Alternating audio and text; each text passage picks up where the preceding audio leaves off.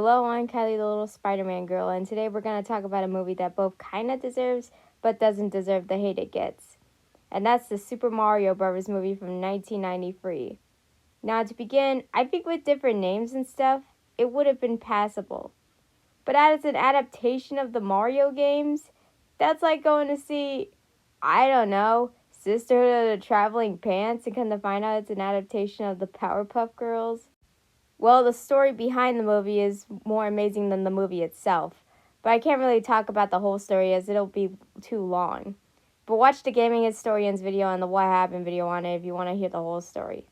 But let's get back to the movie. So what are the things they got right? Well, they got Mario and Luigi being plumbers, right? The sets are pretty cool looking. I guess the acting was pretty good. The fact that they made Mario and Luigi's last names canon to the games. There are many references to the games and a bit of Nintendo references too. I would name a lot if I can remember from the movie, but what I can remember is Koopa's walls from Super Mario World. The final battle is kind of like Super Mario World. Some character names like Boom Boom. Oh, and the effects were great too, especially that scene where Toad, who's not a mushroom person but a human, turns into a Goomba. I guess that guy getting turned into a monkey is a good reference to Donkey Kong. The Yoshi animatronic was awesome and cute. The trailer, which had I Got the Power, looked awesome too.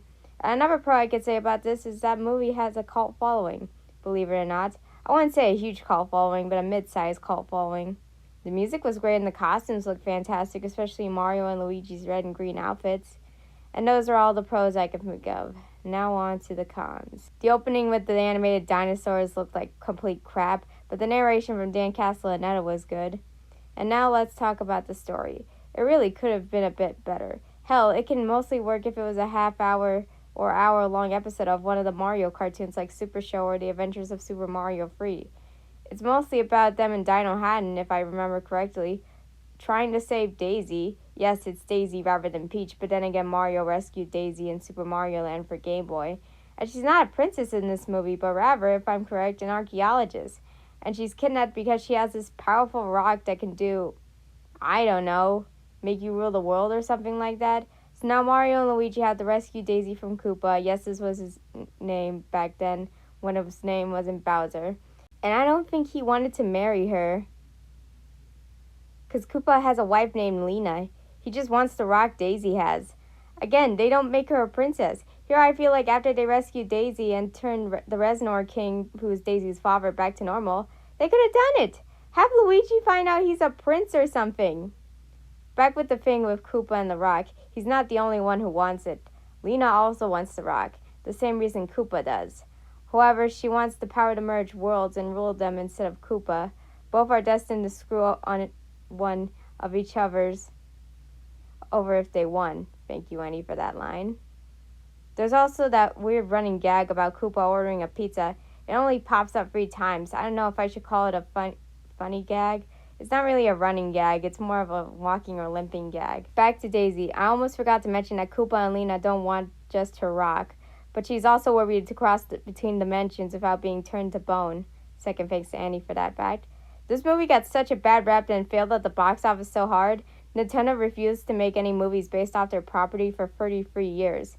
I'm guessing after Sonic the Hedgehog broke that video game curse, Nintendo wanted to get back into the game. Get it?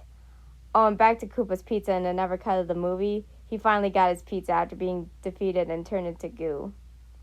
I feel like they wanted to make this movie edgy and dark after Batman 1989 came out, which changed how we see movies today. Although this movie wasn't that dark or edgy, there's a rough cut of this movie that had deleted scenes and was done by the Super Mario Bros. Movie archives. In conclusion, I get why this movie gets all the hate. But at the same time, it really doesn't deserve it. Because admittedly, it's not the worst video game movie ever. Mortal Kombat 2, the second Doom movie, and anything from Uwe Boll take those places. I mean, come on, would you literally take an Uwe Boll movie over if we didn't have both Sonic movies and the recent Illumination film? I don't think so. Now, before I end this video, I do want to mention this movie ended on a cliffhanger. Now, we all know a sequel didn't happen, but that's not true. We actually did get a sequel to the movie in the form of a webcomic. But all's well that ends well, unless you're the chaos that is behind the scenes of this movie, serious movie critics who trash this movie on the box office. This is Kylie, the little Spider-Man girl, signing off.